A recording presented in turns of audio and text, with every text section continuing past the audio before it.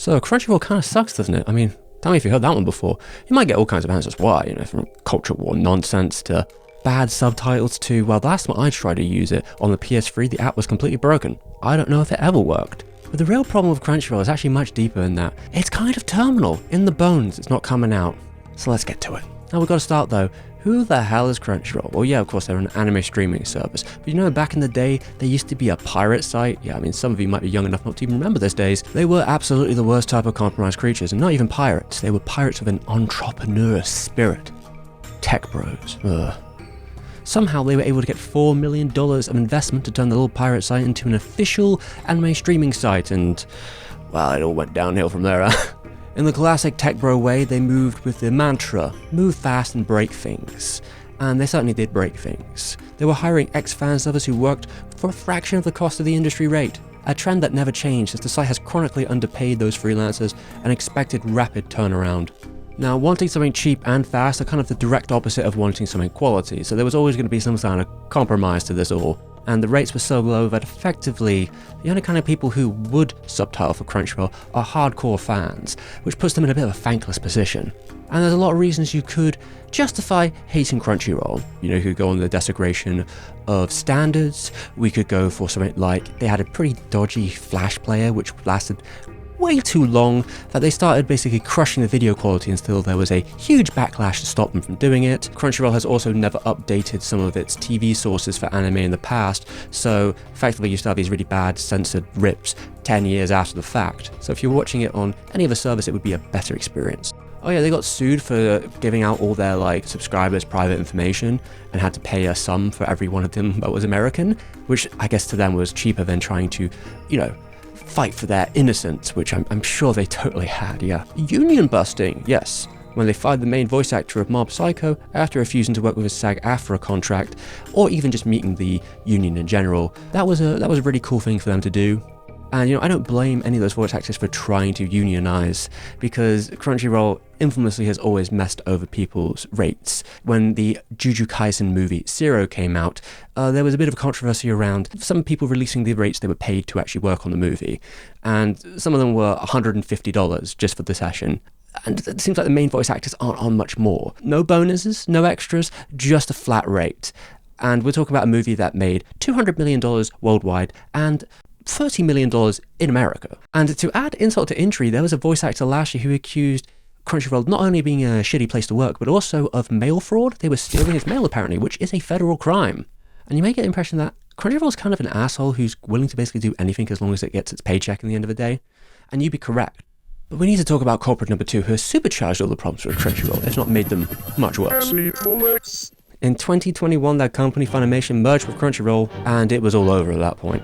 This was an antitrust nightmare. These corporations already had massive pull in the industry. Funimation was possibly one of the biggest there was, and Crunchyroll, forget about it. And it was bad enough that the Justice Department was looking into an investigation to see if it should even happen. Part of it was that the Justice Department was trying to figure out if this merger would give people in the industry less choices for where they could distribute their shows. And if you look at who buys the licenses in America, the answer is a resounding yes. And yet it still went through somehow. We are now currently in hell. Sony has been colluding for years to create their own anime distribution cartel. This all starts in 2010 when they decided to directly distribute their anime within America. Which, on paper that sounds like a fairly decent idea. They were only doing it first on Bandai's online services. But as the years went by, I think they kind of realized that they don't really know how to compete in the American market. I think Bandai was pretty bad for this too, because even in things like 2007, they were releasing a 30-minute OVA for $40 each. That just doesn't fly in America. So Sony put out the mantra, if you can't beat them, buy them. And they decided to buy up some of the biggest competition they could. And this all starts with Wakanim in France when they wanted to break into the European market in 2015.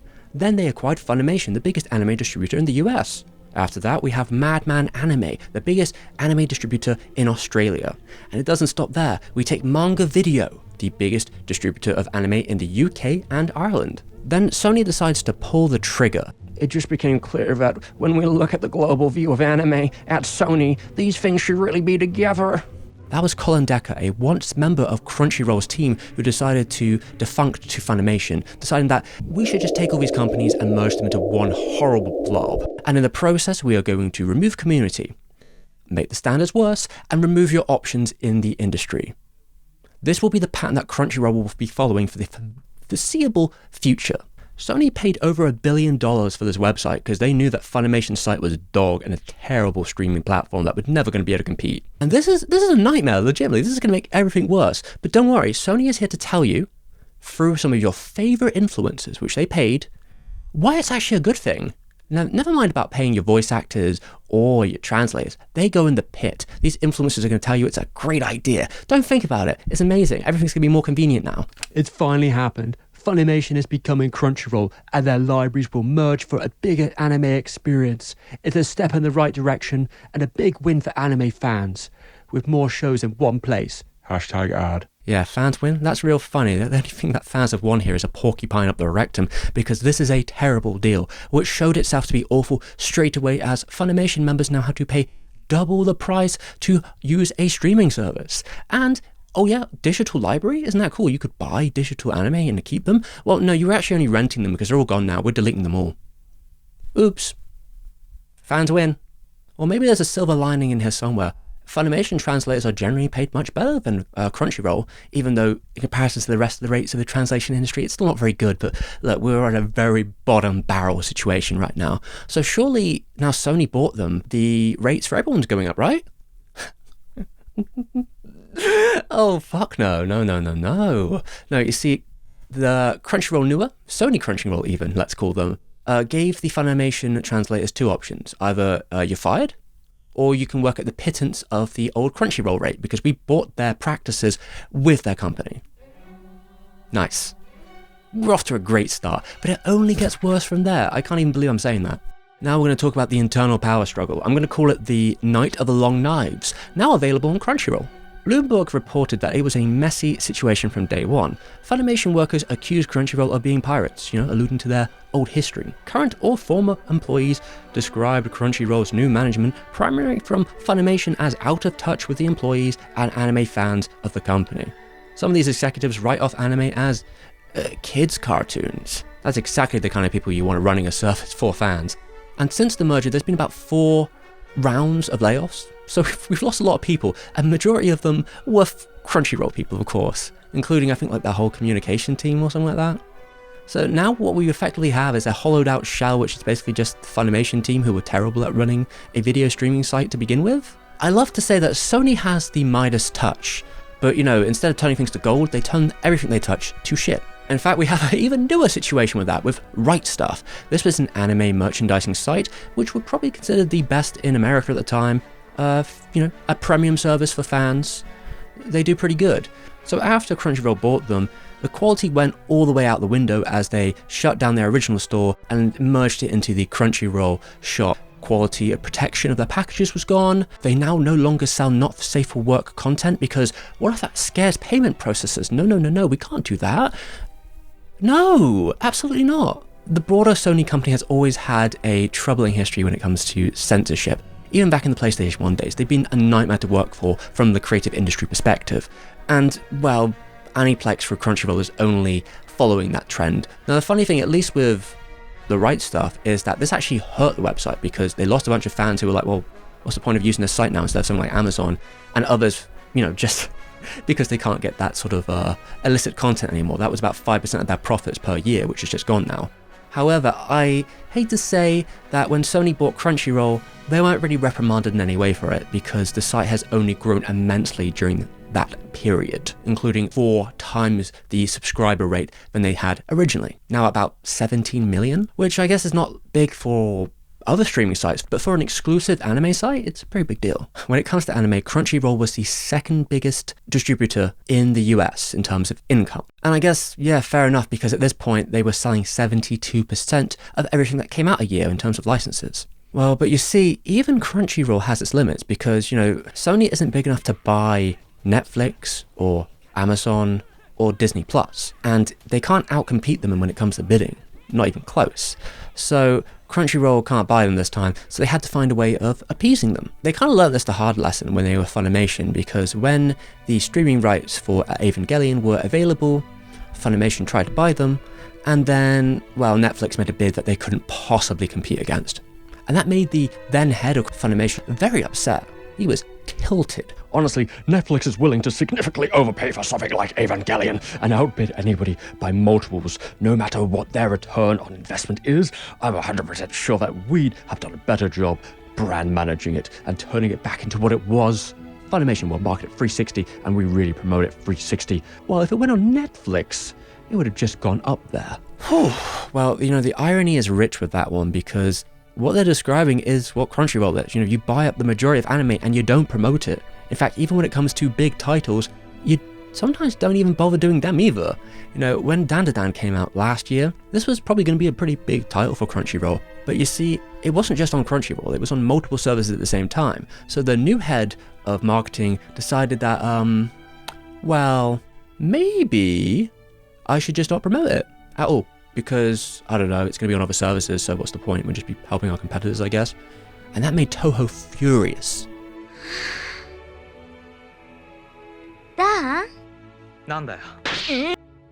So let's go back to the old days of anime licensing. Back in the 2000s, there was a lot of different competitors, but also because of how American companies tended to act, there was something called spite bidding, which Media Blast's head talked about on his Animego interview. And the idea of spite bidding was that even if you didn't want it, you'd still outbid the other competitors, just so no one else could have it. The problem was that this is effectively what collapsed the market, because people were just bidding against each other so hard that it wasn't profitable for them to sell these things. Now, for Crunchyroll to avoid this, they have created a new expert technique that starts with buying your competitors so they can't outbid you. And it's been very effective. Considering they buy most of the majority of anime, they don't really have a competitor to fight them on most of those titles, since I think Netflix is barely 8% of the market. This is going to keep the licensing costs a lot cheaper for them, and then they can start sub-licensing it out to other streamers to keep them happy. Now, another thing they can do is create inside influence, because Crunchyroll is a producer on about, I think, 18% of all the anime that come out each year on television. Not enough of a producer to sort of like have a huge amount of influence, but basically enough just for them to get in the door and get the license contract sort of sorted out before it's even made. When you go up to their parent company, Sony Aniplex, they make about 30+% of the TV anime market each year. Now, on top of that, that's not even to mention that Sony is now the biggest investor in Kadokawa. They have a new business relationship which involves Sony Aniplex and Crunchyroll effectively using some of Kadokawa's IPs to create new anime. Kadokawa is also a massive player in the anime industry who makes over 45+ titles a year. Crunchyroll and Aniplex, while one is the parent company and they're not necessarily the same company, they actually have an official business relationship when it comes to producing anime as well. While I can't guarantee it gets every anime in the industry, it has enough inner context within this broader area, especially with Kondansha as well, that they're pretty much going to be the first there to grab that license when the opportunity arises. If Crunchyroll even had a competitor in the American space who was an anime exclusive service, I don't think that exclusive service, regardless of how much money and resources it have, could literally get as much content as Crunchyroll does now. The closest thing we had before was HIDIVE, and HIDIVE, I think that buys like 7% of the anime that come out every year. And here's the thing, as I was writing this script, HIDIVE is now in a business relationship with Crunchyroll. They are associates, they are not competitors. So every second it gets worse.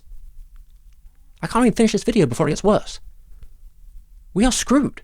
This is a complete racket, and it doesn't help the anime companies either, because depending on the deal, while they might get some money up front, a lot of times they're not going to get particularly royalties. They might get a flat fee at best, and even if they do get royalties for the contract with this company for how well a series does, they can't really prove how well it's done or how much money they should be getting, or if they're getting screwed over, because all that data is under lock and key with the distributor and streaming service like Crunchyroll or Netflix. And I'm kind of surprised that no one in the media is really talking about it. I suppose most news sort of media outlets, they don't tend to cover anime broadly very much.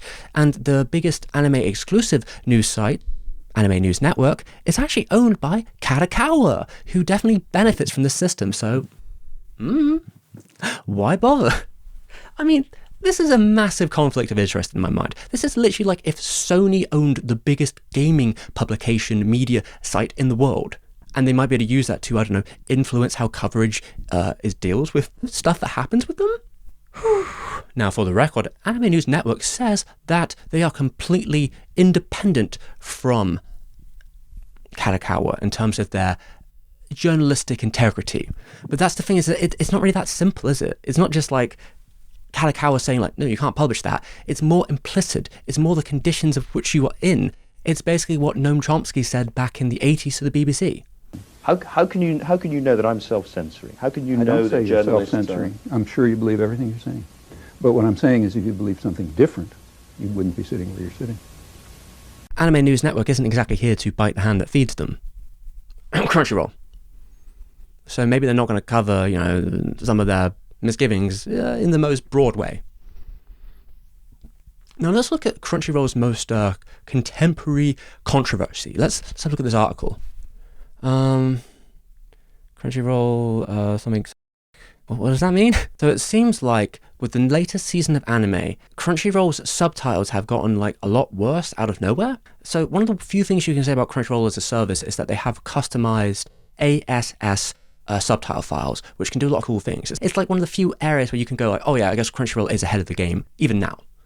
But maybe not for so much longer, because it seems like a ton of these new titles don't have that and have the really basic and dodgy subtitles. And why is that? DICE has been doing a lot of reporting on this in the last couple of months, and in their discoveries they find that there's something else going on here. And a lot of that has to do with typesetting. Now, you might not even know what typesetting is or care about it or ever heard about it, but you know, I think your brain might have. If you're in the business of localizing anime to non-Japanese audiences, you may have to deal with on-screen text, and you need to basically tell people what it says. And the art of making it on-screen and readable and sort of like in time with everything, that is called typesetting. And that is what Crunchyroll plans to remove completely. So since its inception, Crunchyroll has used like some sort of software called IG Subs, I believe it is, and it's a free, it's a free open source subtitling program by fan subbers for fan subs, and has a ton of customizable features that make it very useful for subtitling anime. Even if they couldn't use most of them during the early Flash era, since they've moved into a more contemporary video player, they've been able to really do some pretty impressive stuff with it. Like when I look at some of these examples, they're really great. Like the one with Bocchi the Rock here, I legitimately thought those English words were in the original like Japanese version, because I was like, it's so cohesive. The potential there is crazy. Even something like Rory Rocks that came out, I believe, last season. That had a ton of like extra text on screen that was all translated, and especially during like the in-between breaks, they have these huge pieces of text that all were smoothly, nicely translated. So if you wanted to pause and read it, you could. If you want to know a bit more about minerals or something, it's good work. I gotta give my dues there. It's pretty good. But now it looks like this. Oh, that's just fucking oh. So the why. Now, according to DICE, talking to many Crunchyroll employees anonymously, they seem to want to change the type of subtitling program they use. Now, it seems like some of the reason behind that is about sub-licensing. Like I said before, Crunchyroll will buy the exclusive rights for a bunch of shows, and then they'll like sell them to other people. They'll like sell them off so it can go on Netflix, or it can go onto Disney, or even internationally, just somewhere else. But those sites do not let you use custom subtitles. So effectively, you have to kind of create a worse version subtitle, something that's a bit more basic for these, versions that are sent to other streaming platforms. Well, they're thinking of just removing the high quality subs and just make the low quality ones, so they don't have to do it twice every time. Because that's like easier, I guess, or something. Biggest company in Japan, everyone. This is kind of a big deal for a lot of people. I mean, even Mother's Basement, who in my mind is kind of like the archbishop of Crunchyroll advertising. Like I swear he's like on their sponsor list since like a decade ago or something. He's like their pope, and he's now on the opposition on them. Like, how bad do you mess up when you've got the main dude? He's going against you. He's like, no, this is messed up. And, since he's someone who actually uses Crunchyroll, his description here is pretty dire. It looks like it's basically unreadable in some situations for a lot of these shows. There is just a huge quality step down. And I'm sure there's people who are like, I pirate. Why do I care? It doesn't matter to me. I'm not using Crunchyroll. That's cringe. Well, here's the thing, bro. Fan subbers are dead. Like, the majority of them are gone. Where do you think all the subtitles come from? They come from Crunchyroll. Like, 99% of them are just ripped from Crunchyroll straight off. You're reading them, even if you don't even know it. So, like, the quality of what you're reading is going to be worse, even if you aren't buying it. Everything's going to be worse, because here's the thing, like, fans are not going to come here and like recustomize these formats into a custom ASS format and do all the it's just not happening. No one has the time for that. The very few situations where that could happen are probably going to be stuff where like the title is incredibly popular, like JoJo, which already has a custom sort of fan subbing community who do like crazy typesetting and stuff. But like those come out very sparingly. If Crunchyroll stops doing this, nobody gets good subs. Everyone's going to have bad doo-doo subs, including you. And this will still affect you if you are listening to dubs, because, well, did you ever want to know what that piece of text on the screen says? Well, you're never going to hear it now. It's never going to happen. It's never going to be translated anymore. I don't know, it seems kind of weird that Crunchyroll is going to do this, because it's like the software they're changing to, you have to pay for it. So like it's not like, I don't know if you can do any better than free, but it is industry standard, and it's called Una. And this is the other part where it gets a little dubious for them, because Una is an Israeli tech company. Crunchyroll is going with the Israeli company during the genocide. I would not be surprised if there's a group of people who would already try and boycott Crunchyroll just on that fact. But the thing is, Sony took a very like hard stance on the position in Ukraine in terms of what they called a humanitarian crisis, and they basically banned selling goods in the entire region of Russia. If that's Crunchyroll, if that's their video games, everything. When it comes to this humanitarian crisis, they've been very quiet in comparison, I suppose. You could say Sony Pictures only makes those kind of decisions when the US government is on their side. But I guess they're not the only ones, because this is actually an incredibly common software for both universities and Hollywood companies. And you know who else used to use them? Funimation. This was Funimation's go-to software for a long time, so now I guess they've removed everyone. Maybe they're just going back to basics. So after this controversy started, don't worry, ANA's got us here. They're gonna, Anime News Network is gonna tell us exactly what's happening here. And they say that, you know, Crunchyroll's like, no, we didn't change any software. We're still really committed to subtitles and stuff. It's all about the quality. It's just an internal thing. Don't worry about it. Nothing's changed. We cannot confirm or deny what softwares we do and do not use. Well, this is exactly the same thing Crunchyroll said when they bought the right stuff. They were like, the quality is not going to change, guys. We really care about the quality of our packages, getting places and not getting damaged. That's absolutely true. Nothing's going to change with right stuff. It's still going to be great.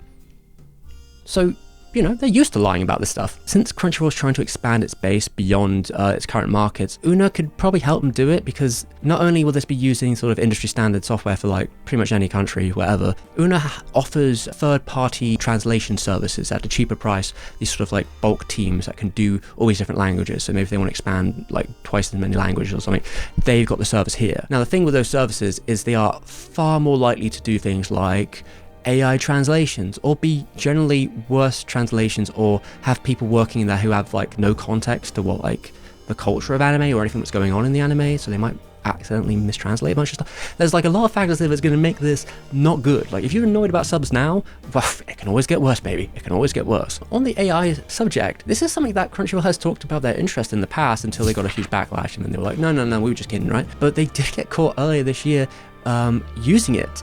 Now, of course, Anime News Network's got our back here. They tell us that no, that was a mistake.